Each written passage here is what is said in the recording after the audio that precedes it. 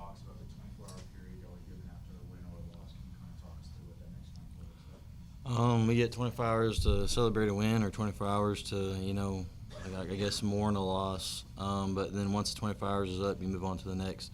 So that's kind of the plan right now. Get back to Lubbock and then, watch film, see what we did good, see what we did bad, left on the table. And after 24 hours up, it's on to the next, OSU. With all the extra hours you put in with Hammond, can you kind of just talk about his performance and what you saw from him as a leader today? Kid's a dog. It's my first year playing as a starter. I was extremely nervous every game. He's never nervous. He's out there. He executes a game plan. It all fall. He just seems to keep going, and I think he played great. We just left some things on the table as a whole, not just as offense. Boy, obviously you guys had some struggles through the second and the third quarter and then got it going in the fourth quarter. What do you think some of the things that Arizona State did so well in those middle quarters just to put you guys into some tough third down situations? I mean, they're a good football team. Every team we play is a good football team. We just kind of got to execute what's on our game plan. I don't think it was really them at all. I think it was really about us and doing the things that we were coached to do. And a lot of plays we were one block away or one read away from having a 30-yard gain or a touchdown. So I mean, it's just really just going back to film room, seeing what we left out there and improving on that. On that touchdown right before the 2-minute, was that intentional? Did Joey want to have a quick score? Did he tell you all that ahead of time? No. Well, I have no idea. I don't have a headset on. I just really run what they tell me to run. But I mean, you score, you score. I mean, that's the goal, was to go score. And it just happens that they had a good drive, and that's how the game played out. I don't think it was just, hey, let's score real quick. You know what I mean? It's just, hey, get the ball in the end zone. What did you see on the return to set it up? It was actually supposed to go to the right, and I was just.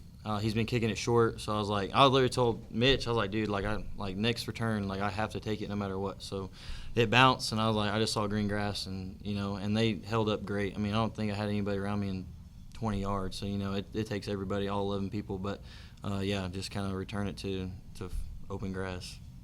How much does it help with this defense, especially in that first half, was able to hold them just to 9 points? I know you guys struggled getting into the end zone, but to know going into the second half that it was just a 2-point game. It's always a relief. I don't know. I mean, you start slow, or usually we start fast, but today we started slow, and it's just kind of like, okay, we're good. Our defense is one of the best in the nation, so we have a little bit of a backbone on that end. It's just we got to start faster, and maybe the game would have went another way. Anybody else? Coy, with 2 minutes left in the game, they'll take the lead Georgia. The defense hasn't, I don't know if they all year, seems to haven't taken 10 plays on them at 75 yards and stuck it in the end zone.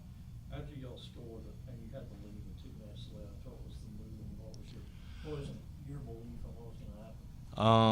I always thought we were in it even before that. I never really count us out, especially the offensive defense that we have and the playmakers we have. But after the touchdown, it was more like, okay, get ready to go do it again. You never know what's going to happen.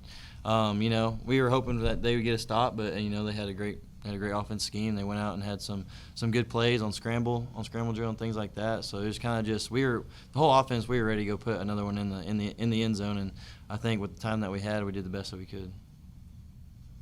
Well, I know you said you go back and you look at film. Outside of a win or a loss, you're still looking at film specifically for your position. What do you study? That it could be a lot of things. If it's just off a win or loss, it's just okay, if this DB plays me with a certain type of leverage, how could I run this route better, get more separation? And then it's also in the blocking game too. It's who do I need to pick up on certain plays? Did I have the right leverage? Did I cause a good play or bad play? And then outside of really just wins or losses, it's just really studying your position as a whole.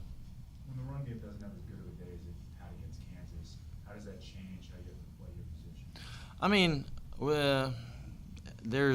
we've had really good pass games, we had really good run games, so it wasn't like we were relying on one or the other. It's kind of just, hey, we may have to have a 400-yard rushing game, or we may have to have a 400-yard passing game. It's not really anything like relying on one or the other. It's just doing your job. And again, even in the running game, you watch film, we're one block away from, piping one down 80 yards like we did last week. So. All